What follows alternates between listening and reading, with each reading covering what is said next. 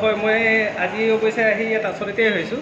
আহি ইয়াত সোমাই দেখিছোঁ গোটেই পানী, ভিতৰলৈকে পানী। ইয়াৰ কাউণ্টাৰৰ পৰা চাগে যিটো ডাক্তৰ চেম্বাৰলৈকে পানী আছে চাগে। আৰু এইটো বৰ এটা মানে আমাৰ কাৰণে দুৰ্ভাগ্যজনক কথা যে বিশ্বনাথ জিলাত, বিশেষভাৱে বিশ্বনাথ এটা মেডিকেল কলেজ এখন দিছে, কিন্তু এই মেডিকেল কলেজ নৱনিৰ্মিত অৱস্থাতেই এনেধৰণৰ এটা অৱস্থা। গতিকে ভৱিষ্যতে কি হ'ব নাজানো, কিন্তু মই বৰ দুখিত যে এনেধৰণৰ পৰিৱেশ এটা দেখা পাম বুলি অৱশ্যে ভবা নাছিলোঁ। আশা কৰিছোঁ এইটো অতি সোনকালে ইয়াত সমাধান নিশ্চয় কৰিব।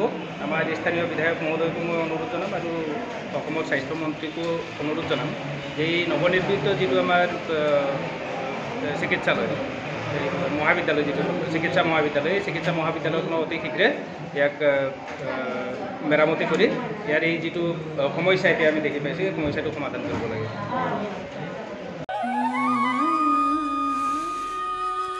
CTC আৰু অৰ্থডক্স চাহৰ অপূৰ্ব সংমিশ্ৰণ দিহিং পাটকাই চাহ। ইয়াৰ প্ৰতিটো চুমুকত আছে আমেজ ভৰা সতেজতা। সেয়েহে মোৰ একমাত্ৰ চইচ দিহিং পাটকাই কৰক চাই। অসম আৰু অসমীয়াৰ গৌৰৱ।